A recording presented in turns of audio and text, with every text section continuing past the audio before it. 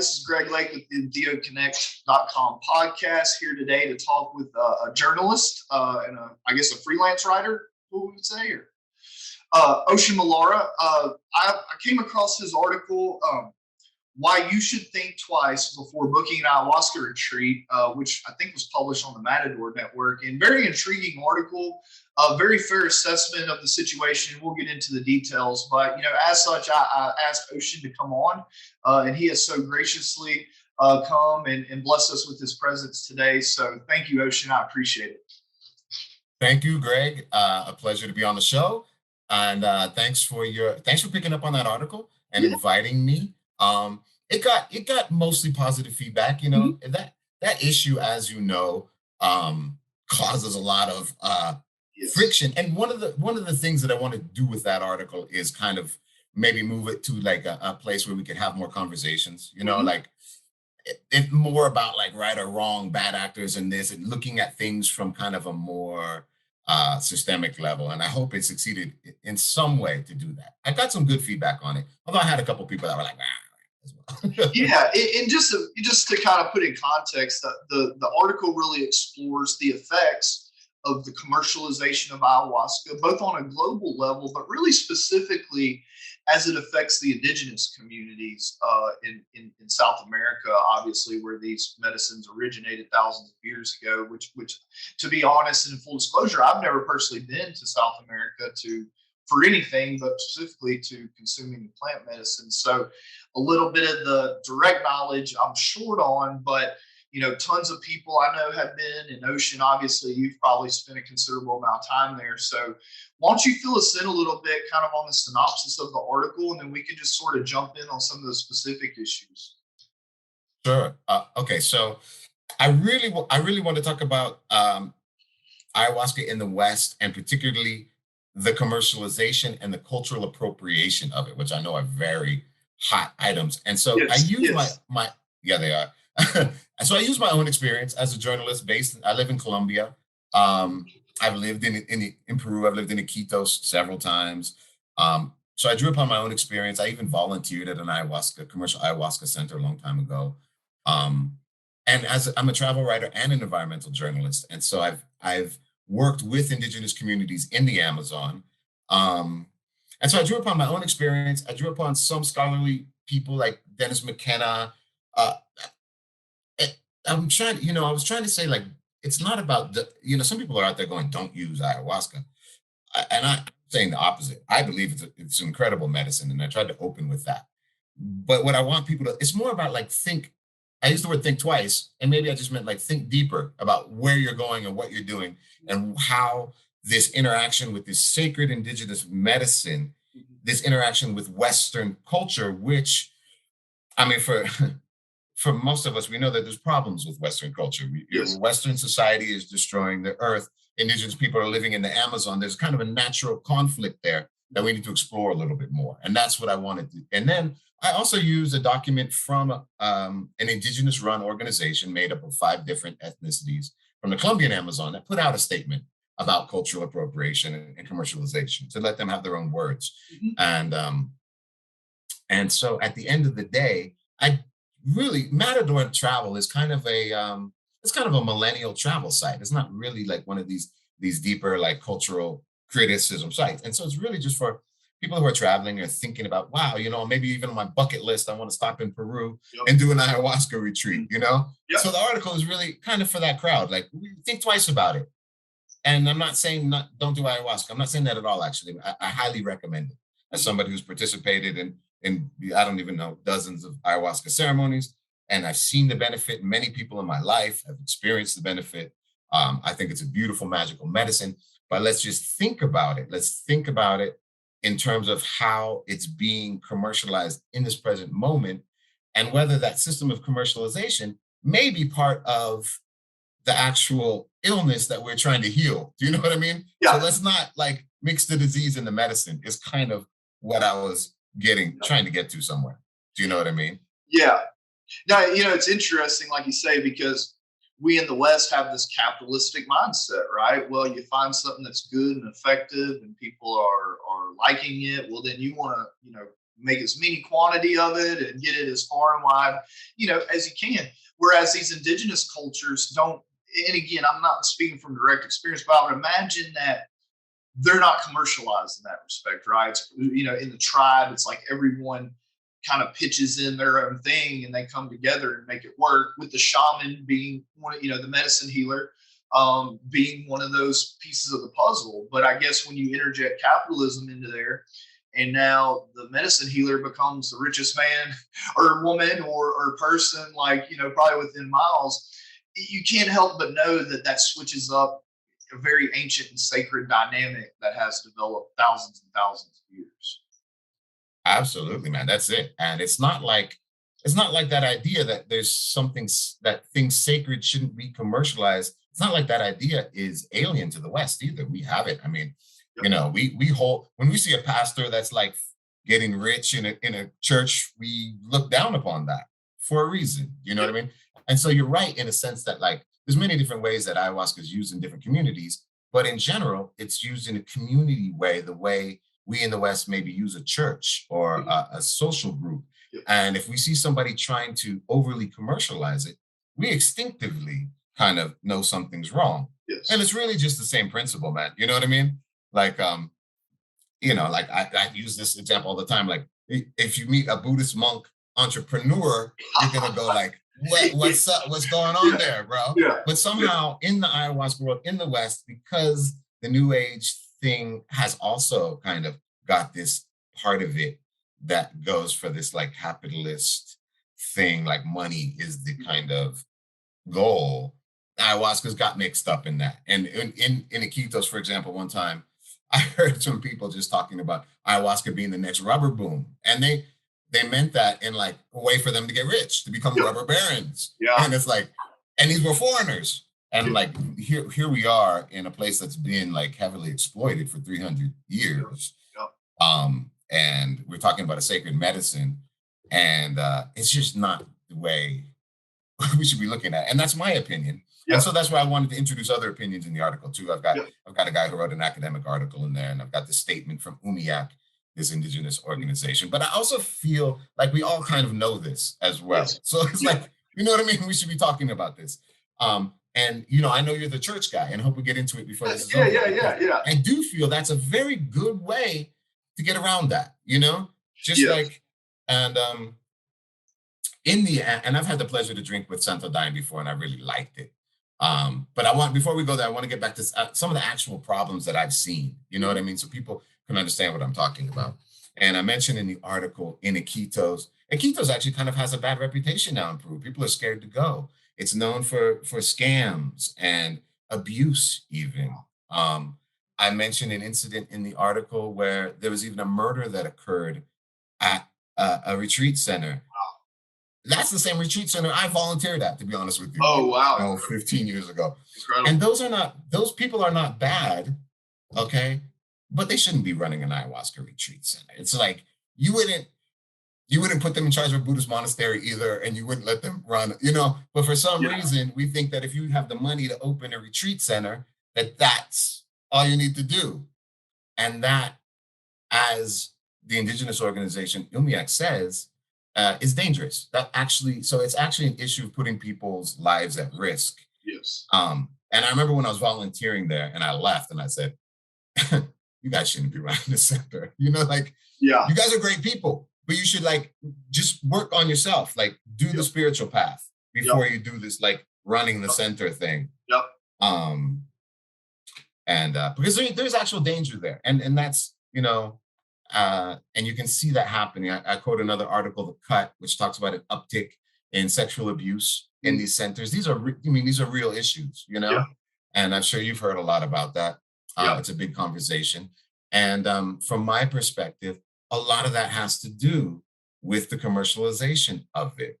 Just like in any other world where money and power become more important than, you know what I mean? And this can happen in any spiritual tradition, and happens in every spiritual tradition, right? Remember the guy he was doing the Native American sweat lodges in LA, and he was charging like $10,000 for these like weekend things. And then he ended up putting like 16 people in the hospital, man, because, if your mind is on the money, Yep. your mind is not necessarily there where you know what I mean? Yeah, absolutely. I mean, and so I was a plaintiff's lawyer before I started doing this church work, and what we already knew is that when it came between making a buck or safety or security, the buck won.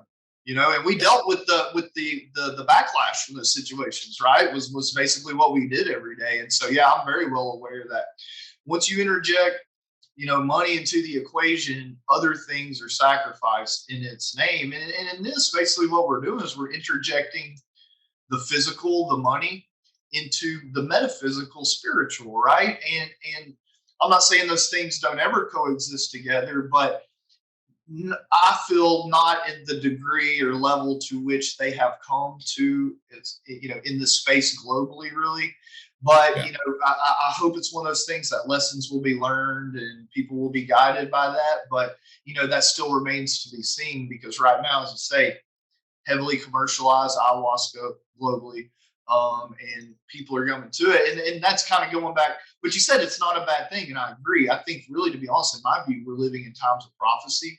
That ayahuasca and these other indigenous medicines coming out is part of the eagle and the condor prophecy, right? And yeah, sure, it's probably not going to manifest itself perfectly, but that means that we need to be cognizant that because part of that prophecy is these two groups coming together, and so if we can't come together in an amicable and mutually beneficial way, then are we really working to fulfill it? Just a question. I don't know, but those were kind of my thoughts on it.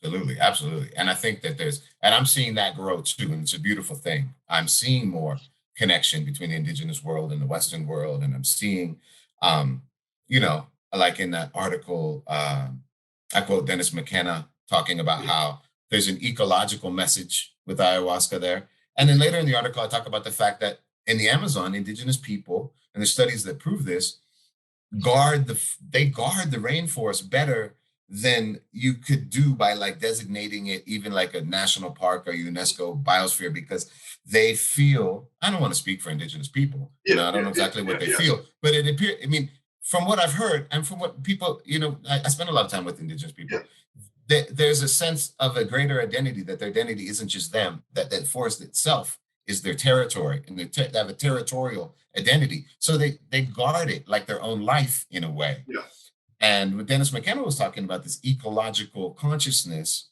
that ayahuasca helps you to at least peek into and hopefully develop, um, I think is very much the same as indigenous people have been carrying. And you can see like what's the saying, the fruit, you can judge a tree by the fruit of its, you know, yeah, they're guarding the Amazon. So one of the backlashes I got in the article is like, you didn't talk about the corrupt indigenous people. I'm like, well, but it's true. I mean, like yeah. commercialization can corrupt anybody, right? Absolutely, yeah, But at the same time, we have to realize that there is something there, that ayahuasca is coming from a culture that does know how to live in harmony with nature, and then, in my opinion, the greatest thing we can learn is how to do that too.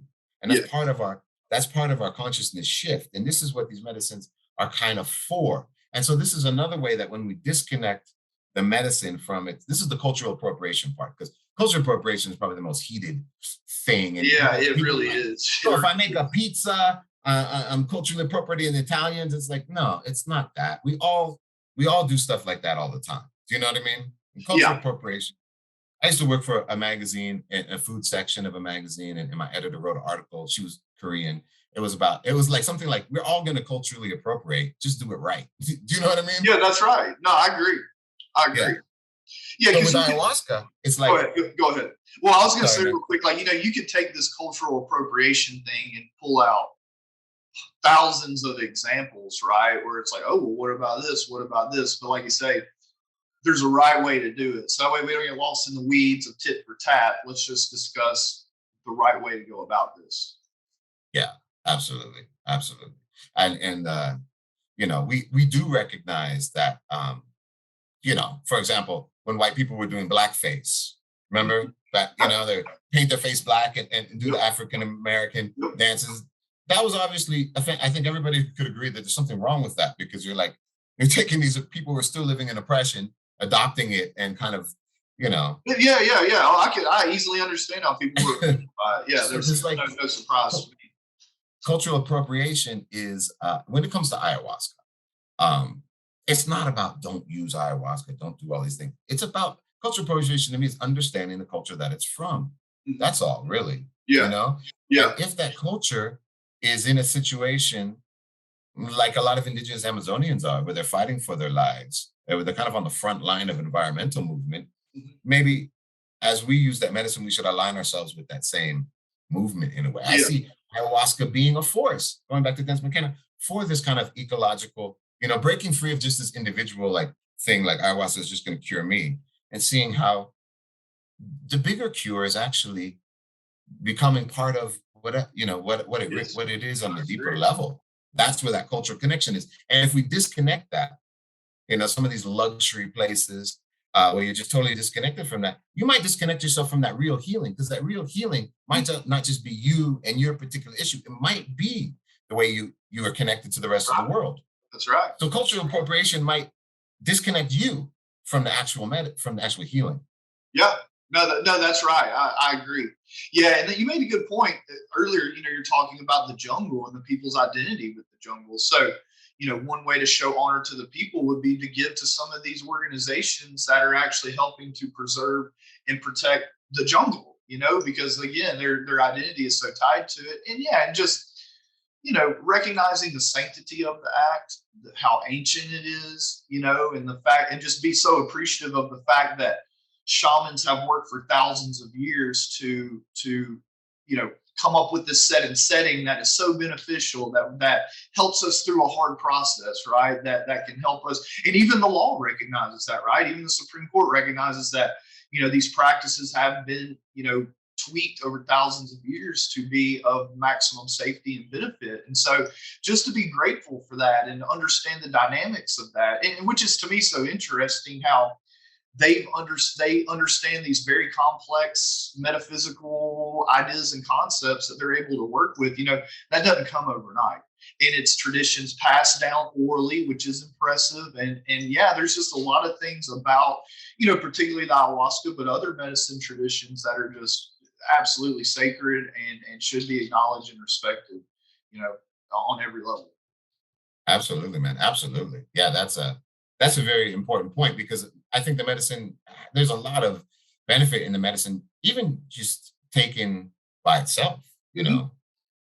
Well, my first time I took ayahuasca by myself in an Yeah. apartment in San Francisco. And I'm not advocating that, but I'm Yeah, just yeah, saying. yeah, I get it. Yeah, sometimes I've thought about that. I was like, so there's been times I'm like, I wonder if anybody does drink this vibes, which I'm sure they do, but it's like, it's not known as that type of substance. But hey, people, like I say, people do what they want, and if it suits you, fine.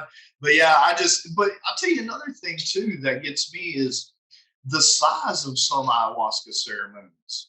I think is out of control. Just my opinion, right? I mean, it just once you get so many people and such a different processes that it's like the energy is just mixed. It's not coherent, and we can't really uplift ourselves accordingly.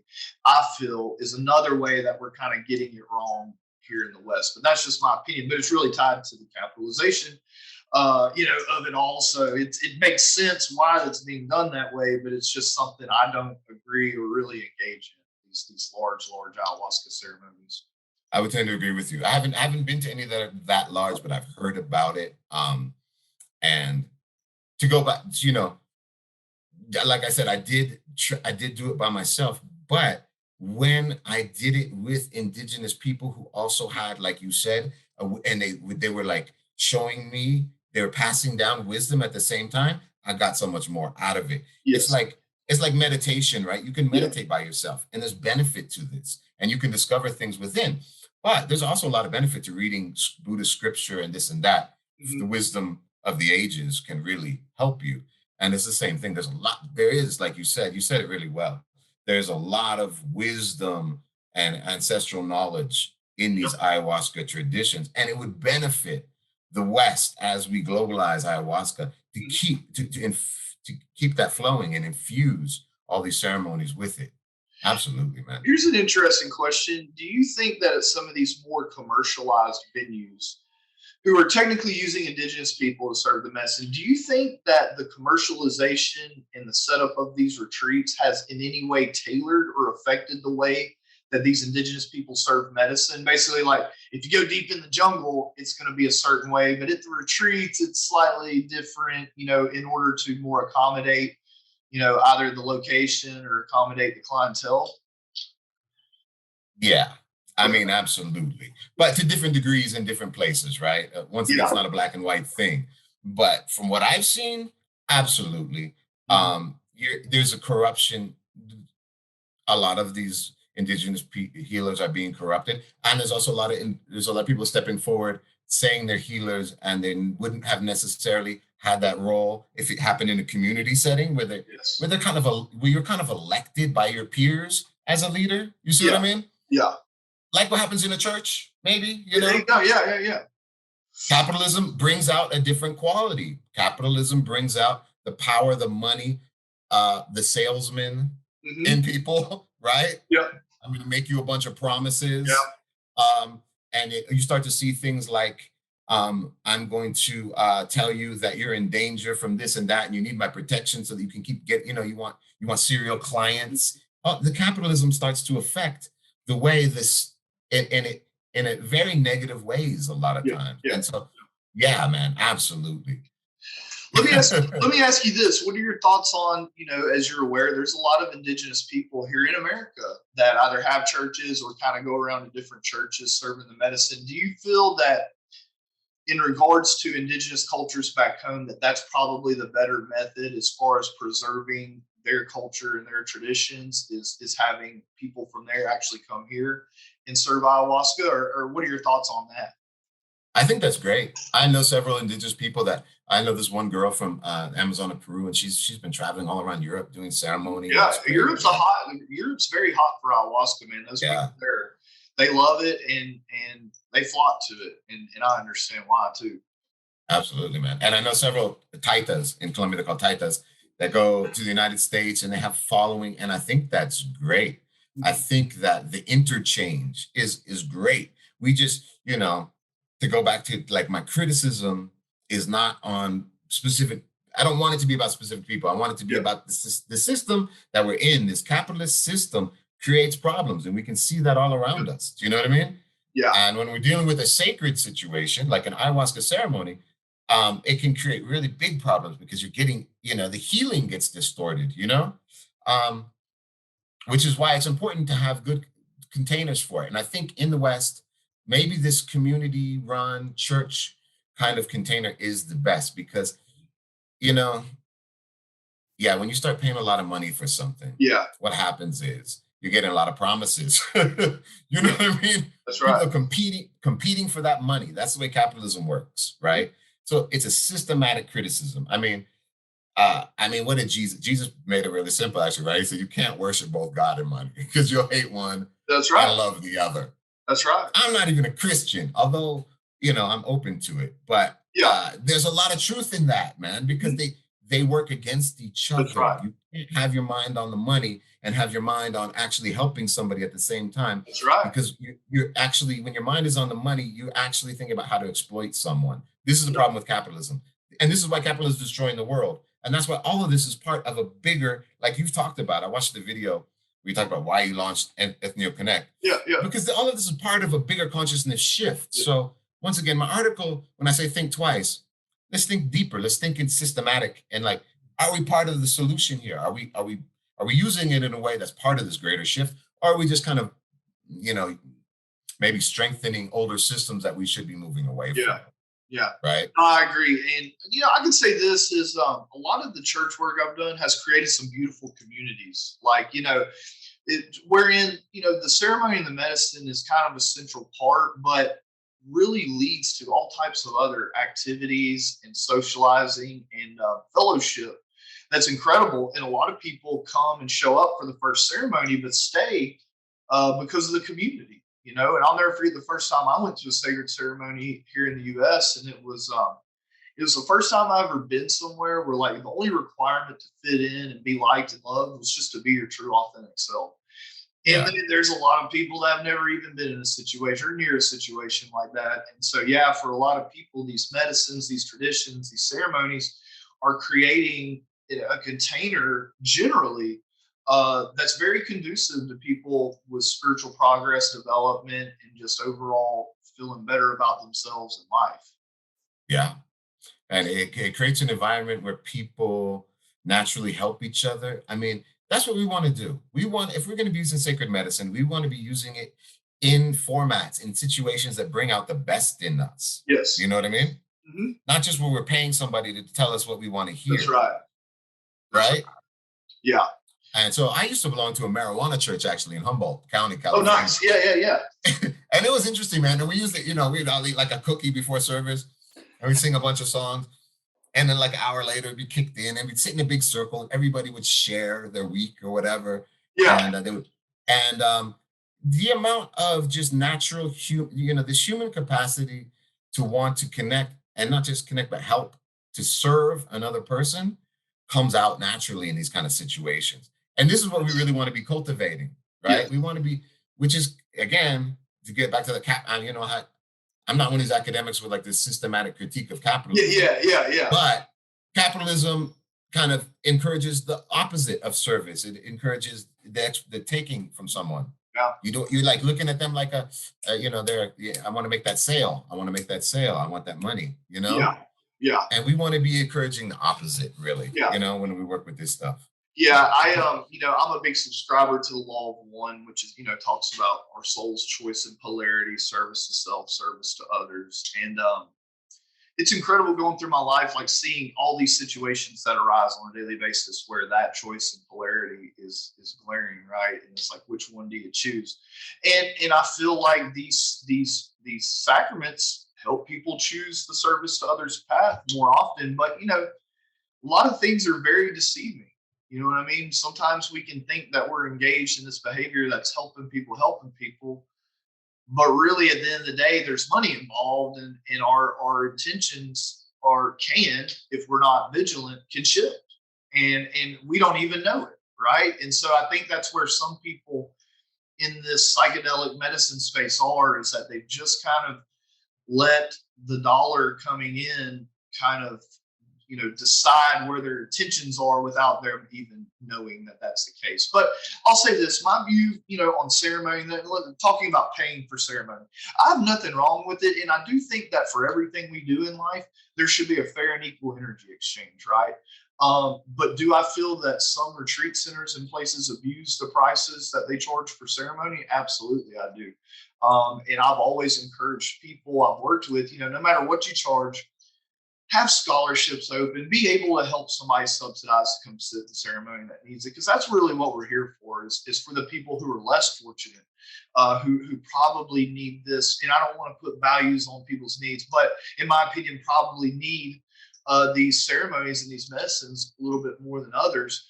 But, and hopefully we'll be coming around. I feel like as the legalization push goes, the price will decrease in the sense that people don't have to take as much risk or pay lawyers like me, you know what I mean, to help them get documents correct and stuff. I really hope we move in that direction, because I hope ultimately it'll serve to lower the cost and increase access to these ceremonies. Because looking at the pharmaceutical model, I mean, we already know what that's about. We already know that at least for the initial 10 to 20 years, it's going to be inaccessible to a lot of lower income people. And that's one of my main reasons for doing the church work is the access issue. Absolutely, man. And that's that's a whole nother issue that I think would be a whole nother Okay. article, is about Yeah. about the pharma issue. Oh yeah. That's another one. And but all I'm going to say about that is, like, it's the same thing like with cannabis. You got all these people, they don't even understand what they're dealing with. They don't understand what these Yeah. plants are. Yeah. They just come on over here. I had one guy going, he just came from some other industry, and he's just like, you put millions of dollars in this, and you go, it's like growing tomatoes, right? And like, yeah, okay. Yeah. Yeah. And then a couple years later, you watch them go down. And that's what's going to happen, to be honest with you, with this psychedelic pharma stuff.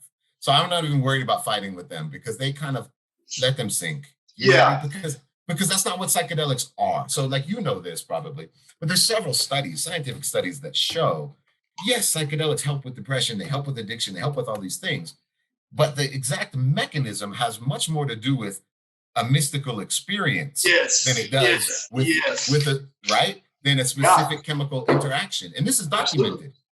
This Yeah. is documented. So So the question is, can you have a mystical experience in some sterile psychiatrist office with everybody poking, prodding, and testing you? The same way you can like in a church or even in a walk in the woods on your yeah, own. Do you no, see? no, These are variables that they're not measuring right now. They're just like no. this chemical. There's Yeah, even some company that's trying to do like a non there psychedelic is. psychedelic or There something that's is. like, My yeah. doubts to his effectiveness are great. You know?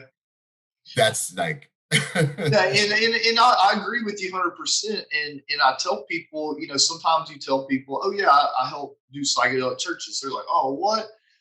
But really, the whole concept is backed up in scientific research that people have mystical experiences, right, in the proper set and setting.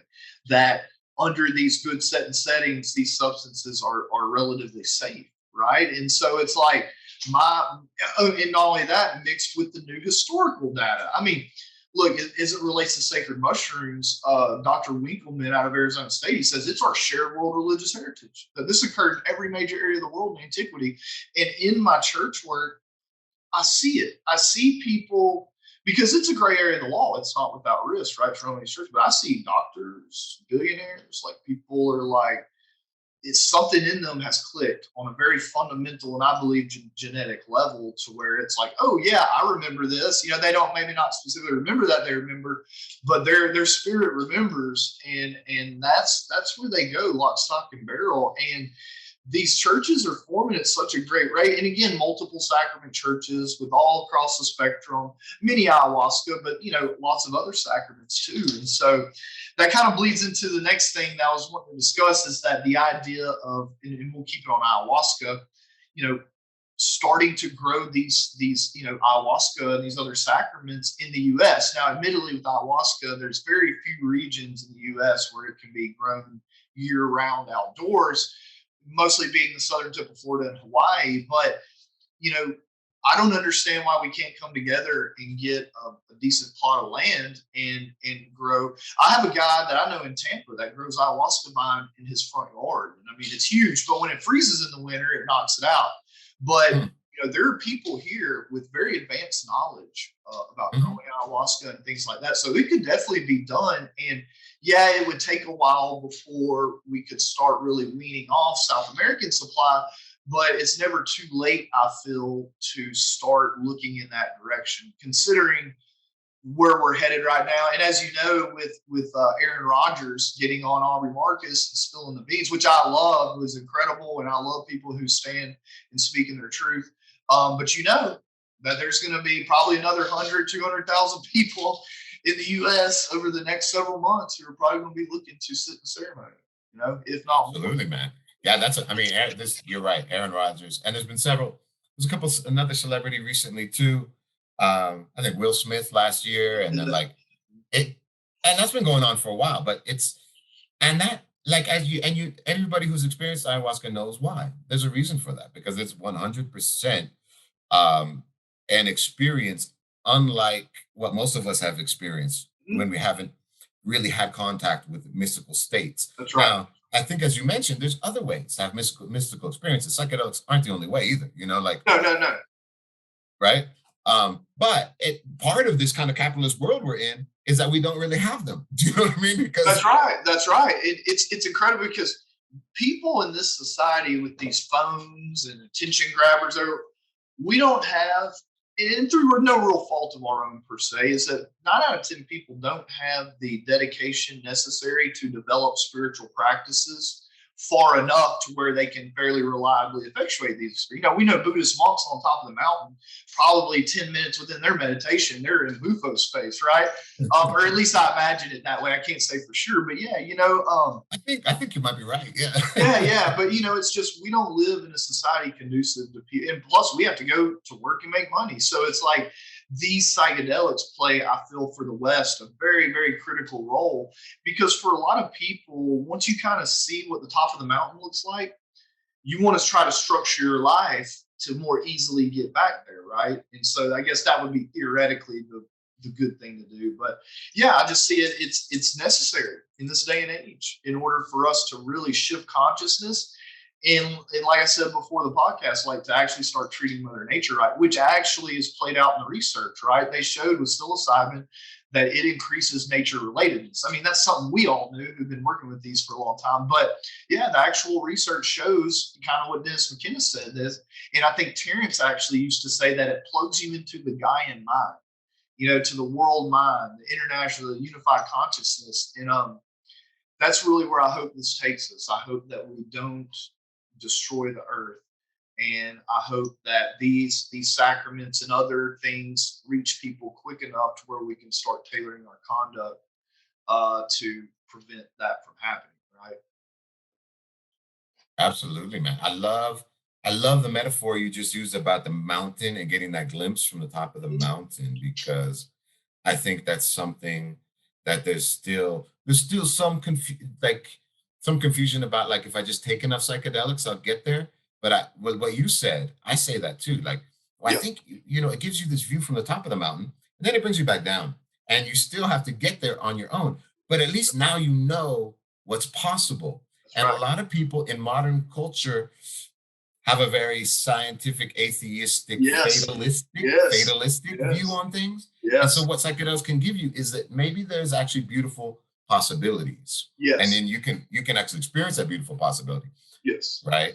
But then it's still up to you to get there, which is why Yeah, all of this is important, because that's where it gets complicated. And that's what this article is about. If we're not, like you said, actually working towards this beautiful world that you can experience on cycle, you see the interconnection between everything.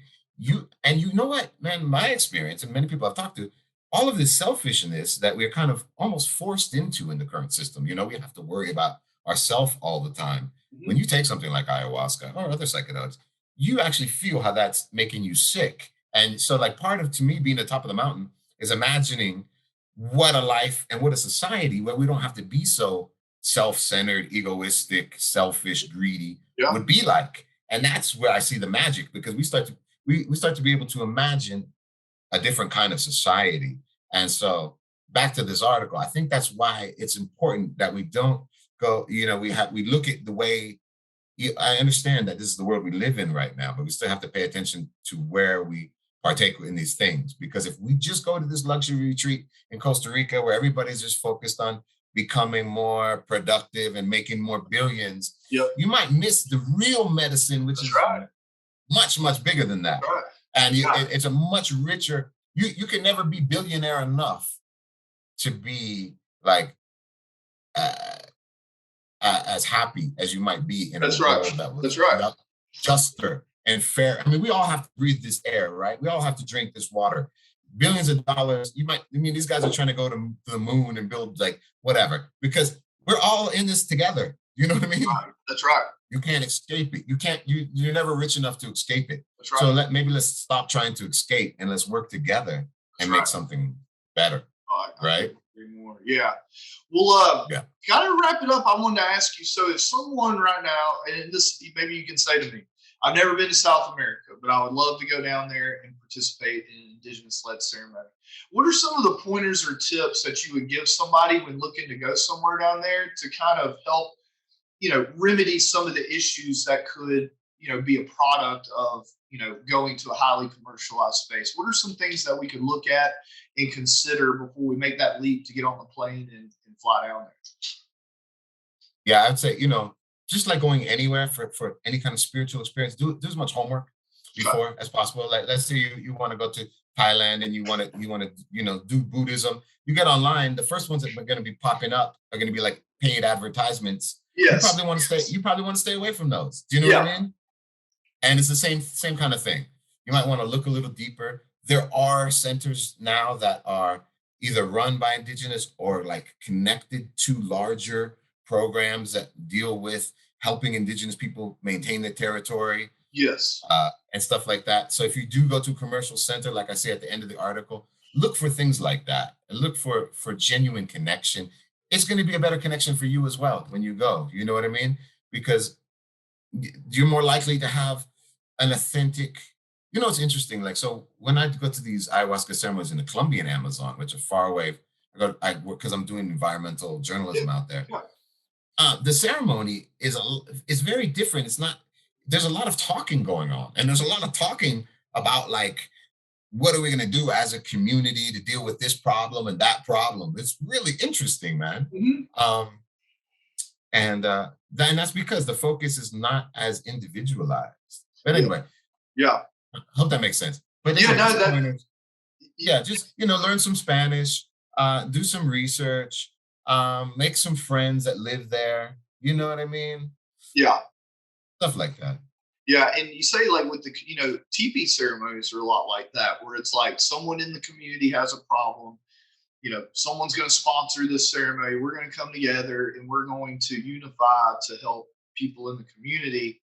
I think there's just, man, when you can bring people into a ceremony, whether it be a teepee or wherever, a maloka, and focus their energy on some type of problem or issue outside of themselves, I think that's really where our power comes. Is that when we're, especially in these very deep mystical trance states, focused on this, like cutting through the ether and actually helping to resolve issues just purely with our mind. And I hope in the future, especially the churches in the U.S., kind of go along this track, because I think as both a community builder, but also potentially an issue resolver on the metaphysical level, we could probably understand and know some very great things, and know about the power of the human mind and community. But I think obviously the indigenous, both North and South America, were probably already very well aware of this. But I hope that that kind of picks up here, because for me, it makes for a very beautiful ceremony. To actually put our stuff aside for a minute and say, look, let's get together and commune with these sacraments, and pray and put goodwill towards this issue, outside of us. And ultimately, I think that helps resolve issues inside of us, right? Because when you're in service to other people, something about it helps to remedy or alleviate things that are going on inside of us. So, yeah, very interesting. But, Ocean, I appreciate it. And hopefully we can get together and do some more podcasts. And then, too, I'd love to be interviewed for any articles you have. Obviously, I know a lot about the church space here and stuff like that. And any kind of tie in I can provide, I'm more than happy. So, yeah, we appreciate it. Absolutely, man. I'm very interested in the church issues. It's something I don't know enough about, mostly Okay. because I've been mostly out of the United States for almost 15 years now. I go home and I visit my family for the holidays, and then I'm kind of in and out. But I think that in many ways, that's one of the most important parts of the psychedelic movement in the US. And it kind of happens in a landscape that's outside of a lot of what we're seeing right now being marketed, whether it's Yeah. we're talking about pharma or we're talking about Yeah. commercial Yeah. retreats, it's Yeah. something else, and it's community control. I Yes. mean, there's pitfalls in it as well. I mean, of Yeah. course, there's churches where you have this corrupt whatever, but a Mhm. lot of what I like about churches, that they're held accountable by their own community, That's right. and Yep. right, and that's kind of one of the things that helps to keep them in check. It's not just like you're going to the authority on this at this clinic, or you're going to like pay tons of money for this. You are there's like there's an interchange going on when you're Yep. part of a church community. I think it's beautiful. And I don't know if is there an ayahuasca, there's probably at least a couple ayahuasca churches in San Francisco, but um that's where I'm from. And Yeah. some of these, what's interesting about San Francisco and the tech and all that, and I don't want to go off on that tangent too far, but Yeah. there's also like this interest in psychedelics in that world. You know what I mean? Yeah. I would like to get some of these people together and like do some psychedelics and talk about some of these issues, because these people are controlling the world right now. I know. And we could be using that power in much better ways. And I'd like to sit Yep. down with them and talk about that. Yep. I don't know if we can arrange that. Yeah. They could probably make an app that tells you how your conduct affects, indigenous communities. I mean, they're probably good, or have an app that has good retreat centers on there or something, where, because and I'll just finish on, a lot of times it's kind of hard to do in-depth research with a lot of these retreat centers down there, right? And I think a lot of people feel like they're going to get a more authentic experience kind of the deeper in the jungle they go and stuff, which also kind of sets them up to potentially be handled in a bad way. So it's, hopefully we can seek some clarity on which retreat centers are the best and most, symbiotic in relationships, as we move forward. But your article obviously highlights, I think, in a very fair way, a very valid issue, and at the very least, hope to get people thinking in the right direction. And hopefully, eventually, we'll start seeing some action in that direction where we can start to actually do things to resolve issues. And I'll end on this. I see a lot of people do a lot of talking about issues online. I don't see a lot of people actually getting up and going and do something about it. And for me to take someone seriously when they're speaking fervently about an issue, I've got to see action behind the words, because we can all get on Facebook, we all get on Twitter, whatever, and talk all day long. But at the end of the day, it's just empty words if you don't actually put it into action. And grateful for people like you who actually have traveled and experienced and write and advocate. Very important work, and I just wanted to say how express my gratitude for it. Thank you, man. That means a lot, and to you as well, because from what I've seen, you are at the forefront of a lot of the legal issues, and it will be these legal battles. It will be these legal battles that set the precedents that allow That's people right.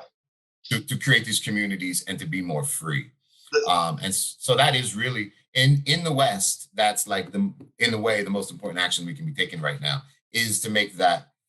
Because when I talk about, I'm not, when I talk about don't do it this way, don't do it this way, I'm not talking about illegalizing any of that. I think that the yeah, law should be hands off. This is something for us to make our own through conversations and through community spaces that allow for it. Do you know what I yeah. mean? And for that to happen, there's still a lot of legal battles that need to happen. And I want No, to there are. thank you for fighting that good Yeah. fight, man. Well, Yeah. and there's a lot of other very good lawyers who are also actively fighting, and we band together. We share information. We share. We go on each other's podcasts, and yeah, I feel where we're at right now is just keep pushing, because I do believe that the tide has turned in a sense that there's been so much positive press and goodwill and juju towards psychedelics. Absent some just major catastrophe, like I don't think that the government's going to be able to push back too hard at this point. And like I was saying before the podcast, with the DEA backing off scheduling 5-tryptamines, I mean, pretty much unheard of, right? So Hmm. obviously there's something occurring that they're trying to avoid. And I think it's the public understanding the safety, the exact safety and efficacy of these class of substances, right? And from a scientific research and historical perspective, right? Because I don't need anyone to tell me ayahuasca is safe. People have been using it for over 3,000 years safely. I don't need the government to tell me that. Psilocybin mushrooms, probably more than 10,000 years of safe use. I don't need the government to tell me that. So yeah, it's just like this narrative, and switching people's perspective on this. And when you talk about the churches, here's one thing, and I'll end on this, is that when people tell me that someone is using these substances recreationally, no judgment, but to me, that's abnormal. Well, why is that? Well, because the historical record shows that the religious, ritualistic, shamanic use of these has always been and probably always will be the norm, right? But the government back in the 70s now has you thinking that, religious use is rare and all that, and that's not to even talk about the research that shows they effectuate mystical experiences. It's like right there in front of our face. But again, we have these people that live in science and manifest reality, and that's the only truth. And just even when you put evidence right in front of their face, it's metaphysical. You can't put your finger on it. Blah blah. Blah. They don't like it, but that'll all resolve itself as we go. Again, Ocean, I appreciate you coming on, and we will have you back, and hopefully we can partner up to do some articles, and I will send you my books when we're done. Because I've written one about psilocybin, but two about the church law. So that hopefully those will inform you, on kind of what's going on here in the legal landscape. Awesome, man. Yeah, bring me up to speed because I do plan on spending more time in the United States Okay. and being more involved with this because I think it Okay. is, it is one of the most important parts of how we are going to make Yes, a real kind of change I is what's agree. happening. And you're right there at the forefront of it. So when I come back to the United States, I want to be part of that. And so I want you to Okay. be up to speed And so thank you, man. Send me those Yeah. books. Yeah. Okay. Thank you, Ocean. We appreciate you, and we will see you again. Okay. Thanks, Greg.